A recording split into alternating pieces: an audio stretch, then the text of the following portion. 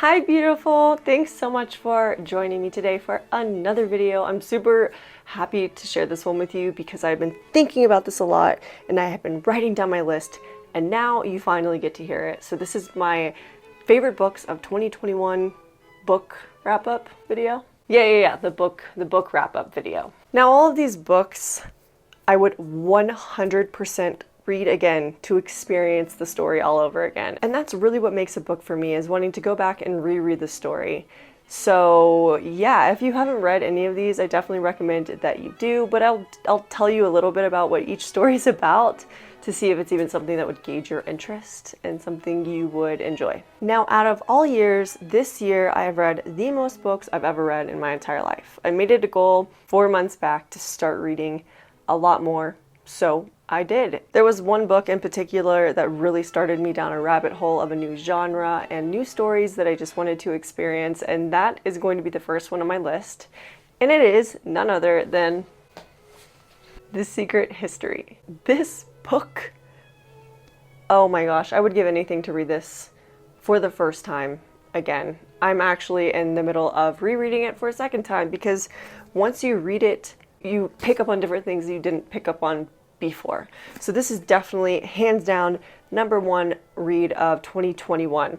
There are a lot of different opinions on this book. Some people either hate it or love it. I've seen so many YouTube videos of people saying, why is this popular? But I'm one of those people that absolutely loved it. Even the sections of the book that didn't really relate to anything in the story, I still enjoyed every second of experiencing this. I think another reason that I may have fallen so in love with this book is that it was my first murder mystery book, and I never ever would have picked up a murder mystery in my life. I didn't think that this was a genre I would enjoy. I picked it up because I had read it was the #1 DA book, and because this is something that I'm interested in, I was like, okay, I'm gonna read it and see what all the hype's about, and it lived up to my expectations. It surpassed them, actually. So this book is about a boy named Richard who gets into this prestigious college and becomes friends with a group of kids who are very smart and kind of like outcasts,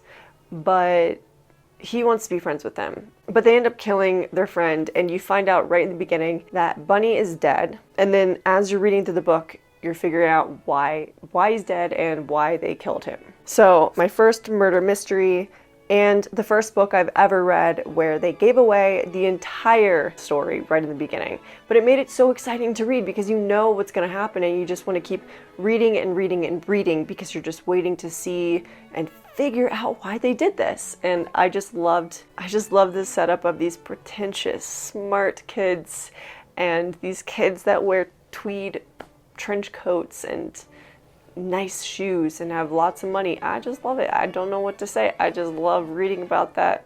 I love reading about those types of characters for some reason. I just really do.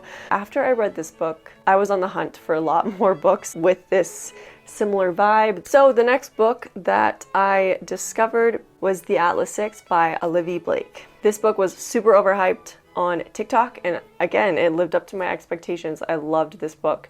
I went into this book though literally knowing nothing about it. I just knew it was about 6 kids that got chosen to go to this magical school, and knowing it was about magic kind of made me disinterested. I haven't really been reading a lot of fantasy anymore, but this book had an entirely new take on magic. It mixed magic with science, and everything was explained from a logical point of view. It talked about quantum physics, they talked about the theory of relativity, so there was a lot of different things that they went into. So you'll come out of this book not only reading this awesome story, but you'll also learn something in the process. So if you haven't read this book, I definitely recommend this one. Yeah, this one's just like incredible, and I'm so happy for this author because TikTok really blew up this story, which deserved to be read and recognized by so many people, and now it is, which is awesome, and I cannot wait for the second book. And the next book that I discovered from The Secret History is If We Were Villains by M.L. Rio. You'll notice that a lot of the books that I read have a plot line of a group of friends that get together and someone ends up getting murdered. They just happen to all be my favorites. I saw a lot of really bad reviews on this book on Goodreads because of Shakespeare being involved. But for me, it was so easy to read. I don't know what was so bad about the plays being hard to read. Everyone was like, oh, it's mostly just Shakespeare. No, it's not. I think having the Shakespeare in it and just seeing how passionate these kids are about it is the best part of the book. And again, it's one of those books that you read, but you're also reading a classic in the process, but it's just like this mixed up, twisted story, and I absolutely adored it. So this book is about a group of kids that are obsessed with Shakespeare, and they go to this musical theater school or musical performing arts school, and they end up somehow murdering their friend. And you find that out right in the beginning of the story. Once you finish it, you're gonna wish that you read through it slower. So take your time with this one. It's really, really good. All right, the next one is One by One by Ruth Ware. Again, this is another group of friends that go on a trip to, I think they're in the Swiss Alps. I don't know, I don't remember. And they get stranded at a resort because an avalanche falls on the building and people start getting murdered back to back to back. It's so terrifying, and you're trying to figure out the entire time what's going on, and it's written from two people's perspectives, and it is such a page turner. You're gonna hear me say that a lot because I feel like the books that I really, really love, you get through them so fast because you love it. I ended up reading this in less than 24 hours, and it was incredible. Yeah, this book really did it for me. But yeah, so that's number 4. Number 5 is The Likeness by Tana French. Gosh, if you know these books, you're just gonna be like, she's obsessed with the same storyline. You're not wrong. So it's about a girl that dies that looks identical to an undercover cop. They send the undercover cop in as her to where she lives with a group of friends to try to figure out who murdered her. Yeah, there's a lot that happens in the story. I love the entire concept of this was just nuts, and it was executed so well. I'm going to read more of Tana French's books because I loved the way this was written so much. I loved the character development, and I loved the main character as well. And I think she's in the entire Dublin Murder series, so I'm excited to read more of her books next year. The next book is The Bellwether Revivals. So similar to TSH. Very similar. It's about an outsider friend that meets these kids that are in college. They are all musicians and they are obsessed with music, and they kind of adopt him into their group. But something really weird ends up happening when he comes over one night. And I don't want to give it away, but when I read this, I was freaked out. He ends up becoming, I'm not going to ruin it. Sorry. Okay. I'm not going to ruin it. I don't want to spoil anything, but it was so good. Again, it's one of those books that tells you who is dead at the beginning. So you're reading the story up until that point. A page turner. How many times have I said that this time? Like 5? I've said like 5 times? The weird thing about this book is that the character who's bad, I really did not hate him. I didn't hate him. At some points of the book, it made me feel as if I should be on his side, which is really weird. The next one is an older book, but I just read this for the first time this year, and right after I read the first one, I read the second one, and I loved both of them, even though the second one gets a lot of hate. It's Ready Player One by Ernest Cline. So I saw this movie a long time ago, and when I saw the movie, it blew my mind. This movie showed a totally different way of living in the VR, kind of like the metaverse that you've probably heard of. And this book is just insane. It's written amazingly. I was really captivated by the Oasis. And after I read it, I found out about the metaverse now becoming a real thing, and I was kind of freaked out because I was like, have you not read this?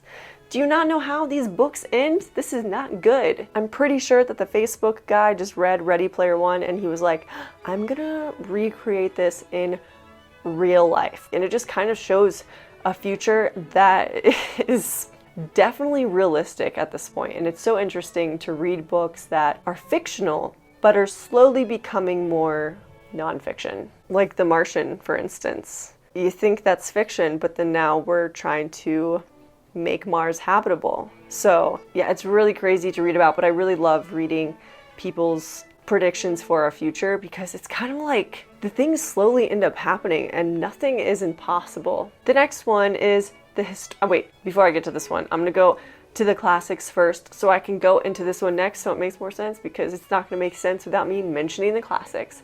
So the first classic is Murder on the Orient Express by Agatha Christie. I talked about this in another video. I can't even talk right now. I love this book. I loved it. Such a quick read, so easy to read, so easy to get through. There's just so much information to take in. You're on this experience as a detective trying to figure out who did what, and I feel so ridiculous after reading it and knowing the ending, because my predictions just did not expect what she came up with. I don't know how she did it. So it's about a detective that goes on a train during Christmas time. Someone ends up getting murdered on this train and he's trying to figure out who did it, why they did it. I don't want to ruin it. Just go read it, trust me. The next book is Dracula by Bram Stoker. My first time reading it was around Halloween. Wow. Kind of freaked me out a little bit. It's written as journal entries and newspaper articles, and it's just terrifying because it seems so real. So if that's not enough, I'm sure you know what Dracula is. I'm not even going to go into it. Sorry, who Dracula is. But if you haven't picked it up, I recommend you pick it up and just read it. It's not a hard read. You're really going to enjoy it and you're going to be happy that you read it. But that leads me into my last favorite book of 2021, and that is The Historian by Elizabeth Kostova.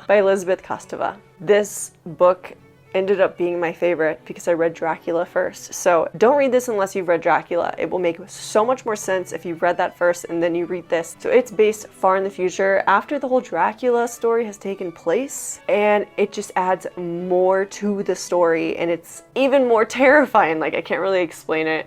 But this was such a good one. I'd say it's a pretty dense read. There's a lot happening in it. It was so worth it to read it, especially after reading Dracula and kind of wanting more of that story. All right, so that is it for all of my favorites of 2021.